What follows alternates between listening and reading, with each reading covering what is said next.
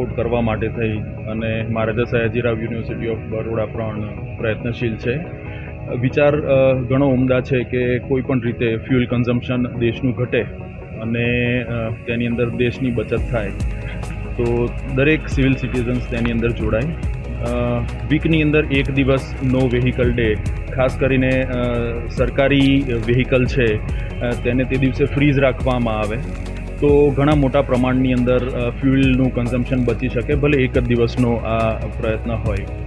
સરકારી કામથી જો જવાનું થતું હોય તો એ કામ ઓનલાઈન મિટિંગ દ્વારા થઈ શકે તો તેનો પ્રયત્ન યુનિવર્સિટી કરે.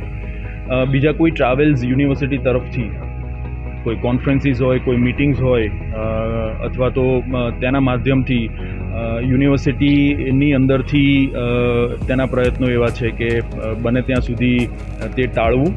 અને હમણાં યુનિવર્સિટીએ જે કંઈ પણ ફોરેન વિઝિટ્સ છે એક્સપર્ટ માટે અથવા તો પ્રોફેસર્સને બીજી કોઈ યુનિવર્સિટીની અંદર આમંત્રણ હોય અથવા કોઈ સેમિનાર કોન્ફરન્સ માટે જવાનું હોય તો તે પણ ઓન હોલ્ડ અત્યારે યુનિવર્સિટીએ રાખ્યું છે. યુનિવર્સિટી કોઈ પણ કર્મચારી, એ ટીચિંગ હોય કે નોન ટીચિંગ હોય, તેને અત્યારે અબ્રોડ વિઝિટ માટે અથવા ફોરેન ટ્રાવેલ માટે થઈ અને અત્યારે પરમિશન નથી આપી રહી. તેમજ ગુજરાતની બહાર જો જવાનું થાય અને એ ફ્લાઇટ દ્વારા જવાનું થતું હોય તો તેની પણ પરમિશન યુનિવર્સિટી અત્યારે આપી રહી નથી. તદુપરાંત જો ગુજરાતની અંદર જ જવાનું હોય અને એ પણ બને ત્યાં સુધી યુનિવર્સિટીના વ્હીકલ્સ દ્વારા જવાનું થતું હોય તો તેની પણ પરમિશન અત્યારે યુનિવર્સિટી નથી આપી રહી.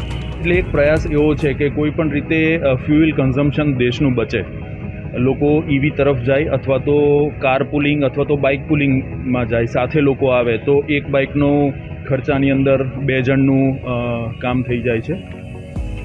તદુપરાંત આ એક કલ્ચર ડેવલપ થાય over a period of time એનો પ્રયત્ન છે કે દર વીકમાં એક વખત એટલીસ્ટ આપણે ઝુંબેશ ઉપાડી અને ફ્યુઅલ કન્ઝમ્પશન ઘટાડી શકીએ તો હજારો લીટર ફ્યુઅલ દરેક યુનિવર્સિટીમાં, દરેક ઓર્ગેનાઇઝેશનની અંદર બચી શકે.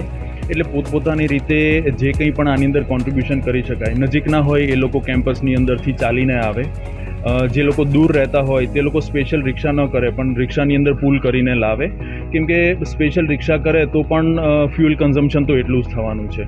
એટલે એક એવો રસ્તો કાઢે કે જેની અંદર વધારે લોકો ભેગા થઈ અને વધારે કન્ઝમ્પશન છે તે ન કરે પણ વધારે લોકો ભેગા થઈ અને ઓછું કન્ઝમ્પશન કરી શકે તેના રસ્તાઓ. આ એક કલ્ચર છે, એક ટેવ છે અને એક પ્રયાસ છે જેની અંદર અવનવીન રસ્તાઓ હવે લોકો અને કર્મચારીઓ કાઢશે, જેથી કરી અને કોઈક રીતે જે સરકારશ્રીનો અભિગમ છે કે આપણે દેશ માટે થઈ અને એક નાનું ટીપું પણ કોન્ટ્રીબ્યુટ કરીએ તો it will work as a miracle.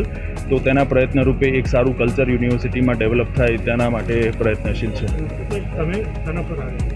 નીકળવું પડે પણ ચાલીને આવવાનું મને વધારે પસંદ છે, કેમ કે એ બહાને એક પ્રયત્ન એવો છે કે આપણે ચાલીને આવીએ, સાથે 3-4 લોકો ચાલીને આવે તો એ એક સારી ટેવ પડે અને એક કલ્ચર ડેવલપ થાય અને એક એક્ઝામ્પલ પણ સેટ થાય. આ માત્ર એક દિવસ પૂરતું નથી પણ બની શકે ત્યાં સુધીમાં યુનિવર્સિટીની અંદર વેહિકલ્સ આમ પણ ઓછા થાય તો પોલ્યુશન કંટ્રોલની અંદર પણ એક મોટો ફાયદો થશે, ફ્યુઅલ કન્ઝમ્પશનની અંદર પણ એક મોટી બચત થશે અને યુનિવર્સિટીની અંદરથી જે ભાવના છે કે how academic organisation can contribute to the nation, એનો જે હાર્દ છે એ ફૂલફિલ થાય.